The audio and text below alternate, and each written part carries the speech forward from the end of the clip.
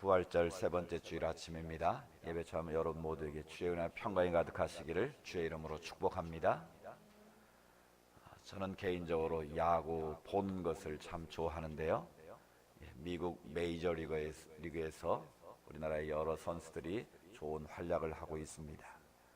이 미국 프로야구를 메이저리그라고 그러지 않습니까? 매년 이 사이 영상이라는 상을 줍니다. 그 해에 신인 투수 가운데 최고의 성적을 낸 그 사람에게 이 사이 영상이라는 큰 상을 주는데요. 그 리그가 끝나고 나면 그 상을 누가 받을 것인가가 최고의 관심이고, 그 수상자가 선택되면 아주 톱뉴스로 축하를 하는 모습을 보게 됩니다.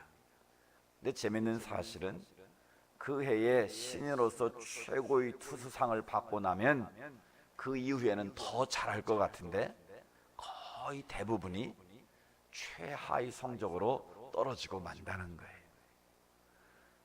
뭐 그 실력이 갑자기 없어진 것도 아닌데 왜 최고의 선수였다가 그 다음 해가 되면 어떤 심한 슬럼프에 빠지고 징크스에 떨어지느냐라는 거예요.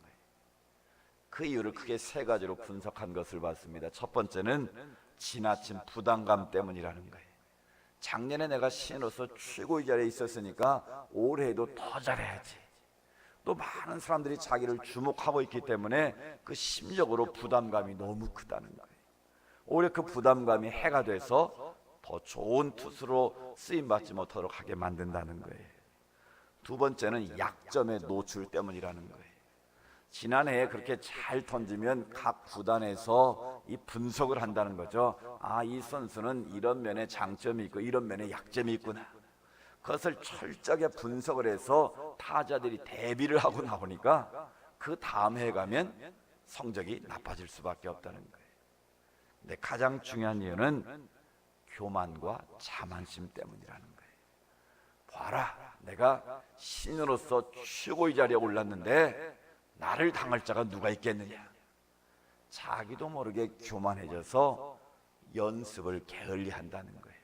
뭐 광고 요청이 들어오고 방송 요청이 들어오고 그것 따라다니다 보면 결국 훈련을 게을리한 결과 다음 해에는 슬럼프에 빠지거나 최악의 성적을 거두게 된다라는 거예요. 오늘 본문에 등장하는 여호수아와 이스라엘 백성들의 모습이 바로 그런 사람들입니다. 그들은 가나안 정복 전쟁의 첫 번째 전투 뭐였습니까? 여리고 성 전투에서 놀라운 승리를 거두었습니다. 그리고 그 승리의 여세를 몰아서 북서쪽으로 길가 16km쯤 떨어져 있는 아이성을 공격하기 시작을 했습니다. 근데 이 성은 약 12,000명 정도의 사람이 살고 있는 아주 작은 성이었습니다. 여리고 성에 비하면 비교도 안 되는 그런 작은 성이었던 것이죠. 그런데 문제는 바로 거기서 일어났다는 거예요. 여호수아와 이스라엘 백성들은 이 작은 아이성 전투에서 전혀 예상하지 못했던 패배를 당합니다. 3,000명의 이스라엘 백성 군대는 제대로 힘 한번 써보지도 못하고 36명이 죽음을 당하게 되죠. 5절에 보면 백성의 마음이 녹아 뭐처럼 되었다고요? 물같이 되었다라고 말합니다. 아, 그 성은 뭐 조그만하니까 우리 3,000명쯤만 가면 뭐 충분히 이기겠지. 이래봬도 우리가 난공불락의 성 여리고도 점령했는데 뭐 이까지쯤이야 하고 쉽게 왔다가 자만했다가 교만했다가 36명의 전사들을 내고 마음이 물같이 녹아버리는 그런 어려움을 당했다라는 겁니다.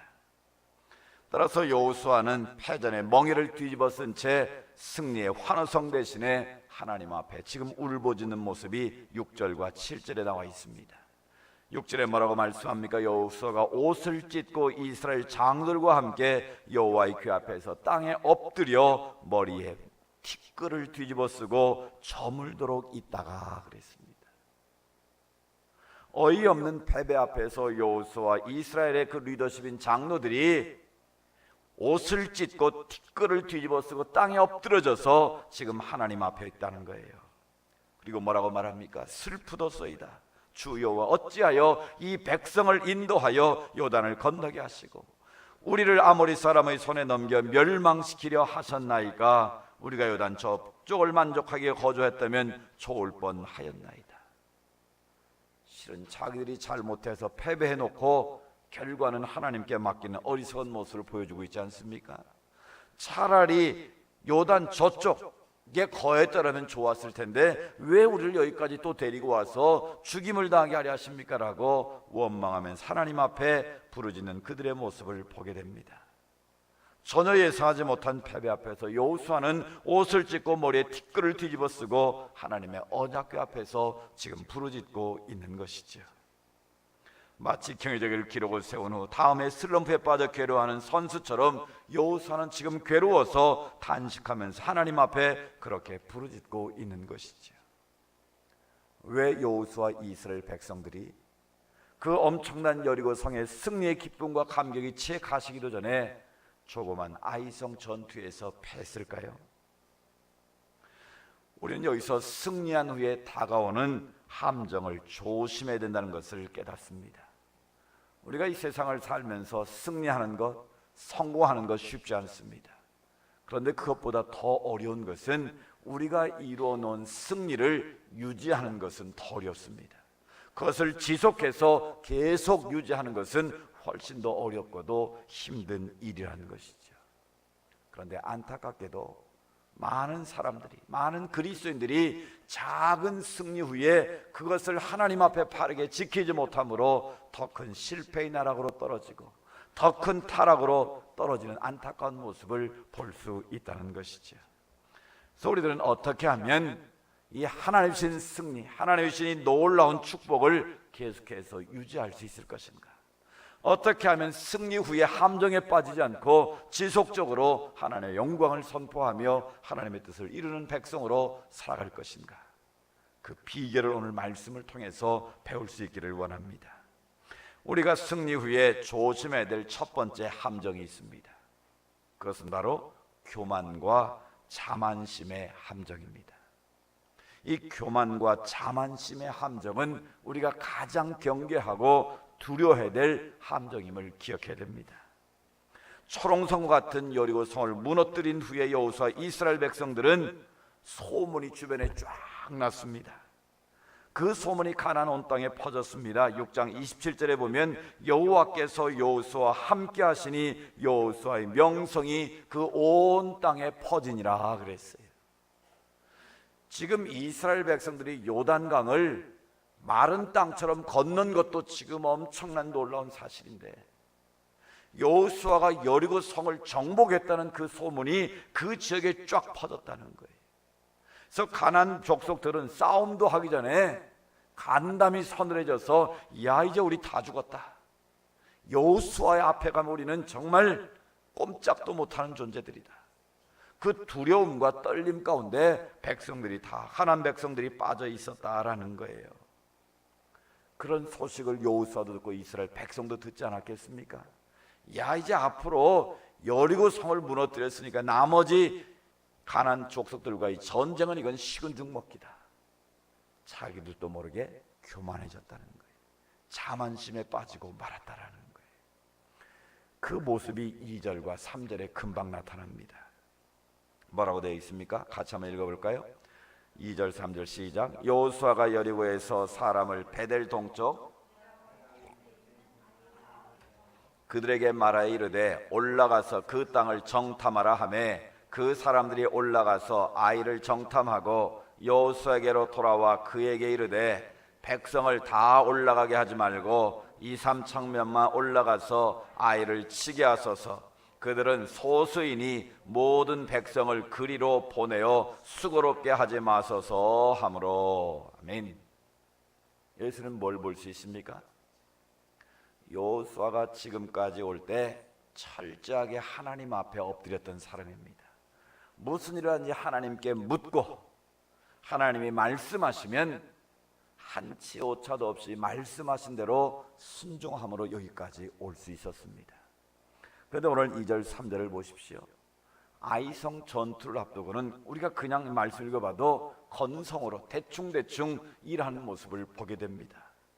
임의로 백성들을 몇 사람들을 아이로 보내서 정탐을 하게 하고 그들이 돌아와서 보고를 하니까 금방 뭐라고 말합니까? 전 같으면 하나님, 지금 우리가 가서 보고 왔는데 이러이런 상황입니다. 우리가 어떻게 하면 좋겠습니까? 하나님 앞에 물어야 되는데 묻지도 않고 뭐라고 말합니까? 아, 그거 별거 아니네. 우리가 이래봬도 여리고 성도 무너뜨렸는데 겨우 뭐 12,000명이 사는 그 조그만 성읍이라고? 야, 그럼 우리 다 갈 필요도 없잖아. 뭐 우리가 60만 명이 다 가서 힘 빼고 우리가 수고할 필요가 뭐 있겠냐? 몇 명만 가자? 야, 3,000명쯤이면 충분하겠다. 자기가 임의로 판단해서 3,000명을 올려보낸 거죠. 소수인이 백성을 다 보내서 수고롭게 하지 말자고 굉장히 교만한 마음으로, 요즘 말로 하면 건방을 떨고 있는 거죠. 전 같으면 여호수아는 하나님 앞에 엎드러졌을 겁니다. 하나님, 비록 아이성이 적은 수가 모이는 성이지만 우리가 이 성을 지금 쳐야 되는데 하나님 어떻게 하면 좋겠습니까? 하나님 말씀하옵소서. 들어야 되는데 들을 생각조차 하지 않고, 아, 그들은 소수이고 작은 자들이니 우리 그냥 3,000명쯤 가서 대충 싸워도 우리가 이길 수 있겠다. 자, 우리 그냥 쉽게 생각하고 우리 편하게 가서 공격하자. 여러분, 여기서 우리는 여호수아의 교만함을 보게 되는 것이죠. 백성들의 자만함을 보게 되는 겁니다. 많은 사람들이 승리 후에 이렇게 여호수아처럼 이스라엘 백성들처럼 자기도 모르게 승리에 도취돼서 자만할 때가 있다는 거예요. 교만에 빠질 때가 있다는 것이죠. 우리가 하나님 앞에서 제일 경계해야 될 것이 무엇입니까? 바로 교만함의 죄 아닙니까? 하나님 앞에서 자만심에 빠지는 죄가 아니겠습니까? 우리 인간이 죄에 빠지는 가장 첫 번째 출발이 뭐라고요? 바로 교만입니다. 아담과 하와가 하나님께서 먹지 말라는 선악과를 왜 따먹었습니까? 사탄이 와서 하는 말이, 야, 하나님이 진짜 이거 먹지 말라고 그러더냐? 너희가 이거 먹으면 눈이 밝아져서 누구처럼 된다고요? 하나님처럼 될 거야. 너희가 하나님과 똑같은 존재가 될 거야. 그거 먹어봐. 하나님과 같이 될 수 있다는 그 교만함에 그 유혹을 심었더니 아담과 하와는 그만 넘어지고 말았다는 거예요. 우리의 모든 죄악의 쓴 뿌리의 원인을 살펴보면 뭐가 있습니까? 이제 뒤에 또 보겠습니다만 그 출발이 바로 교만이라는 거예요. 나도 모르게 내가 남보다 좀 더 가졌고 좀 더 배웠고 좀 더 높은 지위에 있다면 자기도 모르게 교만에 빠진다는 거예요. 자만심에 사로잡혀서 하나님을 바라보지 않고 자기 능력을 의지하게 되고 자기 손을 힘을 의지하려고 하는 어리석음에 빠질 수밖에 없다라는 거예요. 여호수아와 이스라엘 백성들이 바로 그런 오류에 빠졌다가 예기치 않은 실패를 경험할 수밖에 없었다는 것이죠. 성 프란시스의 일화 가운데 이런 재미있는 일이 있습니다. 이 프란시스의 한 제자 가운데 한 사람이 환상 중에 하늘나라에 갔답니다. 그래서 천국에 가니까 쫙 의자가 있는데 가장 높고 가장 휘황찬란한 의자에 자기가 쓸어 모이는 프란시스가 예비되어 있다라는 거예요. 근데 은근히 질투심이 나가지고 저거 누구 의자입니까? 물었더니 자네 이 스승 프란시스가 앉을 자라고 말하더라는 거예요. 잠에서 깨가지고 이제 질투가 나서 스승에게 물었습니다. 스승님, 제가 환상 중에 천국에 가보니까 가장 높은 보좌가 선생님의 자리라고 쓰여 있던데 선생님은 스스로를 어떤 분이라고 생각하십니까? 이렇게 물었더니 프란시스가 하는 말이, 나는 세상에서 제일 악한 사람이라고 생각하네. 그러자 그 제자가 다시 물었습니다. 아니 선생님, 그 대답은 거짓말 아닙니까? 이 세상에 얼마나 악한 사람도 많고 나쁜 사람도 많은데 선생님처럼 그렇게 겸손하고 늘 진리 안에 거하는 분이 무슨 제일 악한 사람이라고 말합니까? 그러자 프란시스가 웃으면서 이렇게 말하더라는 거예요. 그건 자네가 몰라서 그런 것일세. 나는 참으로 악한 사람 중에 악한 사람이라네. 하나님의 은혜를 나에게 부어주셔서 내가 이만큼 이렇게 살아가는 것일 뿐이지, 만약 다른 사람에게도 내게 주신 하나님의 은혜가 임했다면 그 사람들은 나보다도 훨씬 더 훌륭한 사람으로 살아갈 걸세. 그 말에 이 제자가 탐복을 하고 무릎을 꿇었다는 것이죠. 여러분 어떻습니까? 남보다 조금만 높은 자리에 올라가게 되면, 남이 잘했다고 조금만 죽혀 세우면 나도 모르게 우쭐해져 가지고 내가 잘된 것처럼, 내 손의 수고의 힘으로 내가 성공한 것처럼 나도 모르게 교만할 때가 있지 않습니까? 성경은 분명히 말씀합니다. 교만한 자는 하나님이 대적하시고 겸손한 자는 높여주신다고 말씀하십니다. 여러분, 이 세상에서 가장 강한 사람이 누구일까요? 바로 겸손한 사람인 줄로 믿습니다. 표는 익으면 익을수록 고개를 숙이는 것처럼, 우리가 성숙한 그리스도인이 되면 될수록 나는 죽고 내 안에 그리스도만이 살아나서 점점점 낮아지는 곳으로 가고 낮은 마음을 가지고 하나님을 섬기게 될 줄로 믿습니다. 마귀는 끊임없이 우리에게 높은 곳으로 가라고 말합니다. 높은 자리를 찾아라고 말합니다. 그러나 그 높은 곳은 실은 가장 위험한 자리입니다. 그것은 가장 교만의 유혹에 떨어질 수밖에 없는 그런 위험한 자리라는 것을 우리는 다시 한번 기억해야 됩니다. 주님은 낮추면 낮출수록 우리를 높여주시는 분이십니다. 우리가 어떤 상황에 있든지 스스로 높아지는 어리석음에서 벗어날 수 있기를 축복합니다. 우리가 승리한 뒤에 더 겸손해지고 더 낮아지고 더 하나님의 은혜임을 깊이 깨닫게 될 때, 그때 비로소 주님 앞에 인정받고 칭찬받게 될 줄로 믿습니다. 그것을 사람들이 인정하게 될 때 우리를 더 높여주시는 하나님의 은혜가 우리 가운데 임할 줄로 믿습니다. 두 번째로, 승리 뒤에 우리가 주어야 될 함정은 바로 집착과 탐심의 함정입니다. 이 집착과 탐심은 참으로 우리에게 무서운 결과를 안겨다 줍니다. 하나님은 여호수아를 통해 여리고성을 정복한 후에 전쟁에 빼앗은 모든 물건들을 어떻게 처리해야 될 것인가에 대해서 분명히 먼저 말씀하십니다. 여호수아 6장 17절 19절 말씀해 보면, 너희가 전투에서 승리해서 빼앗은 모든 물건들은 그 어느 것 하나도 개인적으로 취하면 안 된다. 그 모든 것은 다 하나님께 바쳐야 된다라고 명령을 하셨습니다. 누구든지 그 물건을 훔치거나 그것을 숨겨두게 되면 고통을 당하게 될 것이다. 분명히 하나님께서 명하십니다. 왜 하나님은 이 구약의 율법에 보면 전쟁에서 승리한 노획물들은 나누도록 되어 있는데, 이 가나안 전투에서는 하나도 남기지 말고 다 하나님께 바치라고 명하셨을까요? 거기에는 중요한 이유가 있습니다. 지금 이스라엘 백성들이 가나안 땅에 들어가서 이제 안정적인 생활을 하게 되면 신명기 8장 말씀처럼 좋은 집을 짓게 되고 은금이 풍부하게 되고 평안한 삶을 살게 되면 하나님보다 누구를 더 따라가겠습니까?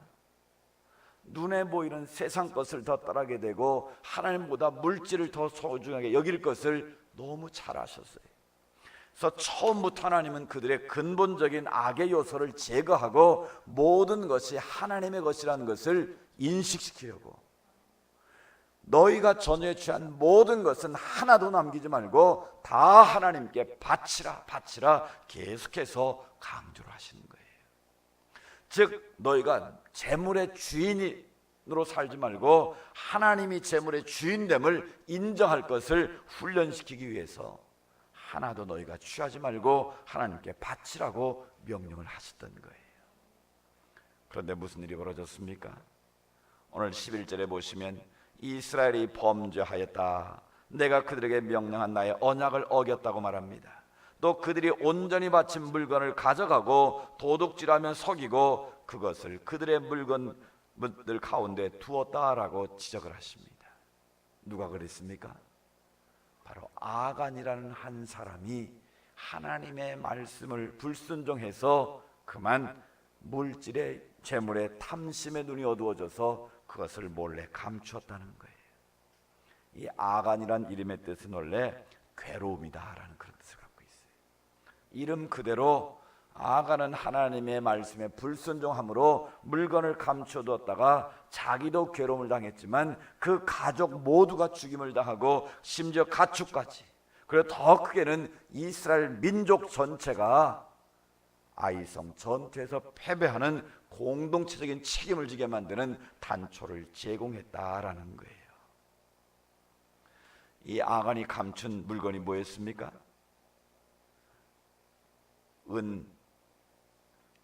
은덩어리 몇 세겔이라고 그랬습니까? 200세겔. 금 몇 세겔? 금덩이는 몇 세겔? 50세겔. 이 한 세겔은 11.4g이에요. 우리나라에서 은금을 셀 때 한돈이라고 그러지 않습니까? 한돈은 3.75g이에요. 그럼 이걸 우리식으로 환산해 보면 은은 얼마쯤 되면 600돈쯤 됩니다. 600돈. 그러니까 이걸 제가 현재 시세로 환산을 해보니까 600돈이면 지금 은값이 한 1,800원, 1,900원 하더라고요. 그러니까 지금으로 환산하면 한 1,200만 원쯤 되는 거예요. 1,200만 원. 금은 50세겔이라고 그랬으니까 150돈쯤 돼요. 요즘 금값을 보니까 한 18만 원쯤 하더라고요. 이걸 환산해 보면 한 2,500만 원 되는 거예요. 그럼 다 합치면 얼마쯤 되겠습니까? 약 4천만 원쯤 되는 거예요. 요즘 뇌물 먹는 사람들 보면 뭐 몇 억, 몇십억씩 해먹는 거 생각해 보면 뭐 이 4천만 원은 뭐 껌값 아니겠습니까? 그런데 왜 하나님께서 이 아간의 범죄를 그렇게 준엄하게 물으셨느냐라는 거예요. 그냥 한 번쯤은 그냥 개인적인 범죄로 그냥 하나님이 아간만 심판할 수도 있는데 왜 이스라엘 백성 전체가 물같이 녹아지는 패배를 경험하도록 하셨느냐라는 거예요. 그 이유가 무엇이겠습니까? 철저하게 하나님의 말씀에 순종하는 법도 가르치기를 원하셨지만 너희가 가나안 땅에 들어가면 제일 큰 적이 뭐라는 거예요? 지금은 너희 눈앞에 가나안 백성들이 외부의 적이지만 진짜로 가나안 땅에 너희가 살게 되면 가장 무서운 적은 바로 너희 내부에 있다는 거예요. 바로 탐심이, 물질이 너희가 경계해야 될, 가장 경계해야 될 최고의 적이라는 거예요. 너희가 가장 경계해야 될 가장 무서운 대적이라는 거예요. 바로 그것을 하나님께서는 깨우치시고 너희가 지나친 물질에 대한 탐심이나 집착에 빠지지 않도록 하기 위해서 아간의 그 개인의 범죄를 민족 전체의 범죄로 간주하셔서 철저하게 심판하셨다라는 겁니다. 여기서 우리는 물질에 대한 욕심, 물질에 대한 집착이 얼마나 무서운 결과를 초래하는 것인가를 다시 한번 깨닫게 되는 것이죠. 미국 나이아가라 폭포로 향하는 그 많은 강의 지류가 있는데 큰 얼음 덩어리가 떠내려오고 있었습니다. 그런데 하늘을 날던 독수리가 쳐다보니까 그 얼음 덩어리 위에 이 얼어 죽은 양 한 마리가 놓여져 있었어요. 잘 되다 싶어 독수리가 쏜살같이 내려가서 그 얼음 위에 있는 양을 올라타 살을 뜯어먹기 시작합니다. 정신없이 뜯어먹다 보니 얼음 덩어리가 점점 나이아가라 폭포를 향해서 떠내려갑니다. 자기 귀에도 얼마 지나지 않으면 폭포 밑으로 떨어질 거라는 것을 이미 다 알고 있습니다. 그런데 그 고기가 너무 맛있어서 까짓것 내가 바로 떨어지기 직전에 날개 한번 퍼덕이면 내가 날아오를 수 있는데 아무 문제 없지. 그래서 정신없이 계속 그 양의 고기를 뜯어먹기 시작합니다. 이제 떨어지기 직전까지 왔습니다. 마지막 한 점을 더 먹고 이제 날아올라야지 그러는데 다리가 떨어지질 않습니다. 왜 그랬을까요? 정신없이 그 앉아서 먹다 보니까 발톱이 그만 얼음에 얼어 달라붙은 거예요. 결과는 어떻게 됐을까요? 떨어져 죽을 수밖에 없었다는 것이죠. 여러분의 인생이 그렇다는 거예요. 우리가 눈에 보이는 그 작은 것, 그것에 집착해서 계속 그것에 빠져들다 보면 죽는다는 것을 알면서도 계속 그렇게 빠져들게 된다라는 거예요. 하나님 우리에게 그것을 경고하시는 거예요. 너희가 물질에 집착을 하게 되고 너희가 그것에 벗어나지 못하고 계속 탐욕에 빠지게 되면 결국 그것이 너희를 죽게 만든다는 거예요. 그래서 골로새서 3장 5절에 뭐라고 말씀합니까? 탐심은 곧 우상 숭배라고 말합니다. 하나님이 가장 싫어하시는 것이 바로 우상 숭배인데 너희가 지나친 욕심에 빠지는 것, 지나친 물질한 집착에 빠져 살아가는 것, 그것이 바로 너희가 경계해야 될 우상 숭배라는 거예요. 오늘 이 시대에 우리가 가장 경계해야 될 우상은 바로 물질에 대한 탐욕인 줄로 믿습니다. 이 만몬이지만 돈이면 다 된다는 생각을 가진 이 시대에 우리 그리스도인들이 가장 경계해야 될 것 중에 하나가 바로 탐심이라는 거예요. 지나친 물질에 대한 욕심, 그것에 우리가 빠져들다 보면 어리석은 독수리처럼 결국은 조금 더 하다가 멸망길로 떨어질 수가 있다라는 거예요. 우리가 어떻게 하면 이 집착과 탐심으로부터 자유할 수 있을까요? 그것은 첫째로 우리가 보는 것을 주의해야 됩니다. 사람은 보는 대로 반응하게 되어 있습니다. 이런 신문을 보다가 주식에 투자한 사람은 제일 먼저 신문을 뭘 보려고 할까요? 주식 투자를 보는 거예요. 저같이 운동을 좋아하는 사람은 스포츠면을 제일 먼저 펴보고 어떻게 했나 그걸 보는 거예요. 정치에 관한 사람은 정치면을 제일 먼저 보는 거예요. 내 눈이 무엇을 보고 있느냐에 따라서 그 인생의 방향이 결정되는 거예요. 여러분, 내가 지금 무엇을 가장 많이 생각하고 무엇을 가장 많이 바라보고 있는가를 한번 점검해 보시기를 바랍니다. 눈은 마음의 창이에요. 그래서 우리가 눈을 바르게 지키지 않으면, 눈을 바르게 다스리지 못하면 나도 모르게 그 시험에 빠질 수밖에 없다라는 거예요. 우리는 날마다 하나님을 바라봐야 될 줄로 믿습니다.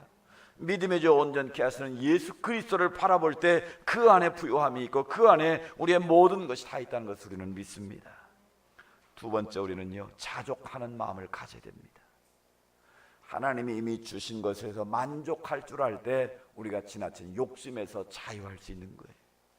그런데 인간은 그것을 절제하기가 너무나 어렵습니다. 우리의 욕심은 리미트, 한계가 없기 때문에 이게 문제인 거예요. 전에 미국에서 재미있는 조사를 했는데, 미국의 100대 부자들에게 당신들에게 가장 중요하고 필요한 것이 뭡니까? 라고 물었더니 공통적으로 다 똑같이 대답을 했는데 little bit more, 조금만 더 있었으면 좋겠습니다. 뭐가? 돈이.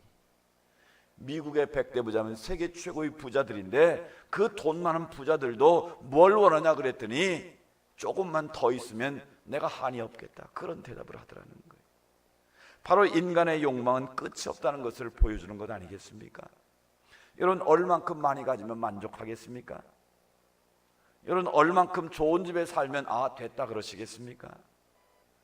여러분, 우리 욕심은 끝이 없기에 가진 것으로, 주어진 것으로 만족하려면 절대 그 인생은 만족할 수 없다라는 거예요. 그러나 이미 내게 주신 것에 대해서 감사하고 그것을 누리며 사는 것이 진정한 복인 줄로 믿습니다. 그래서 바울이 말한 것처럼 나는 자족하는 마음을 가졌다. 자족하는 마음을 가지게 될 때 내게 능력 주신 한 내가 모든 걸 할 수 있다는 믿음이 생기는 거예요. 늘 그냥 굶주린 것처럼 끊임없이 탐욕과 욕심에 빠진 사람은 하나님의 능력을 붙잡을 수가 없는 거예요. 그래서 빌립보서 4장 12절에 나는 모든 일에 자족하기를 배웠다, 그 고백을 할 수 있어야 내게 능력 주어 내가 모든 걸 할 수 있다는 그런 은혜를 받게 될 수 있다는 거예요. 이런 자족하는 삶을 사시기 바랍니다. 지금 이만큼 된 것도 하나님의 은혜임을 알고 감사하십시오. 감사하며 살 때 하나님이 자족하는 마음을 주시고 자족하는 마음 속에 하나님 더 큰 은혜를 주실 줄로 믿습니다. 네 번째는 나누는 삶을 사십시오. 세 번째로, 자꾸 주어야 됩니다. 모아서 부자가 될 수 있다는 생각은 어리석은 생각, 낭비하라는 말은 절대 아니고요. 하나님이 내게 주셨으면 하나님의 것은 하나님의 것으로 구별해 드려야 되고, 그 나머지 10분의 9를 가지고 할 수만 있으면 우리 주변의 이웃들에게 또 하나님의 선한 사업을 위해서 우리가 나누게 될 때 나눌수록 더 풍성해지는 것이 하나님 나라의 비밀인 줄로 믿습니다. 그래서 누가복음 6장 38절에 뭐라고 말씀합니까? 주라, 이건 명령이에요. 줘도 되고 안 줘도 되는 게 아니라 주라, 그리하면 후히 되어서 흔들어서 넘치도록 너에게 도로 어떻게 한다? 안겨주리라. 아멘. 도로 안겨준다는 거예요. 너희가 카운트하는 그 카운트하는 것으로 내가 너희들을 카운트하시겠다고 말씀하는 거예요. 전도서에 보면 너의 식물을 물에 던지라 그랬어요. 그러면 며칠 후에 도로 네가 찾을 거라는 거예요. 내가 무언가 줄 수 있는 위치에 있으면 자꾸 주라는 거예요. 언젠가 나도 그 사람들의 도움을 받을 때가 있다는 거예요. 여러분, 아무리 부자도 3대 부자는 없다고 그러지 않습니까? 아무리 대기업도 30년 이상 지속된 대기업, 우리나라에 손꼽을 정도밖에 안 된다는 사실이에요. 결국 돈은 돌고 도는 거예요. 그러니까 내가 이만큼 주어졌을 때 비록 작은 데서 그것을 누군가를 위해서 베풀고 나누면 그것이 하늘의 보화를 쌓는 길이라는 거예요. 그 보화를 쌓을 때 하나님께서는 우리의 헤아림으로 우리를 카운트하셔서 30배, 60배, 100배로 채우실 줄로 믿습니다. 자꾸 베풀고 나눌 때 하나님 더 풍성케 하신다는 거예요. 마지막으로 가장 중요한 것은 예수님으로 내 삶을 채우라는 거예요. 성령님께서 내 마음을 다스리시도록 나를 늘 주님 앞으로 이끌어 가라는 거예요. 여러분, 이 세상에 금은 뭐가 다 가지고 있어도 내 안에 예수님이 계시지 않으면, 내 안에 성령님이 나를 다스리고 통치하지 않으면 결국 그 많은 것들은 죄악의 도구가 되고 우리를 멸망시키는 도구가 되지 않겠습니까? 한 번은 테레사 수녀가 미국 순회 집회를 하는데 굉장한 부자들을 만났습니다. 그 부자들이 테레사 수녀에게 말합니다. 수녀님, 그렇게 좋은 일을 하시는데 우리가 뭘 좀 도와드릴 게 없을까요? 혹시 뭐 필요하신 거 없으십니까? 얼마든지 우리가 돕겠습니다. 그때 테레사 수녀가 단호하게 이렇게 말하더라는 거예요. 저는 필요한 거 아무것도 없습니다. 제게 가장 필요한 단 한 가지가 있다면 저는 예수님만 필요합니다. 저는 예수님만 있으면 족합니다. 무슨 말이겠습니까? 아무리 돈이 많아도, 아무리 권력 있고 힘이 있어도 그것은 사라질 때가 있다는 거예요. 그러나 길이요 진리요 생명 되시는 예수 그리스도, 그분께서 내 안에 계시면 그분의 부요함이 나의 부요함이 되고 그분의 능력이 나의 능력이 될 줄로 믿습니다. 그래서 우리는 예수 한 분만으로 만족하며 살고자 할 때 바로 그 삶을 하나님께서 높이시고 인정하시고 한 번의 승리 후에 함정에 빠지지 않고 우리를 승리의 길로 이끌어 가실 줄로 믿습니다. 사랑하는 여러분, 승리 후에 다가오는 함정을 조심하십시오. 나도 모르게 자만에 빠지고 교만에 빠지지 않도록 늘 깨어 있으십시오. 그리고 지나친 집착과 탐심 가운데 떨어지지 않도록 늘 깨어 있기를 원합니다. 주님 한 분만으로 만족하며 주님 안에 거하게 될 때 하나님 승리를 지속할 수 있고 그 승리를 통하여 하나님을 영화롭게 하는 복된 삶이 될 줄로 믿습니다. 오늘 신 말씀을 다시 한번 마음에 새기고 날마다 하나님을 예배하며 하나님께 영광 돌리는 아름답고 복된 삶 될 수 있기를 주의 이름으로 축복합니다.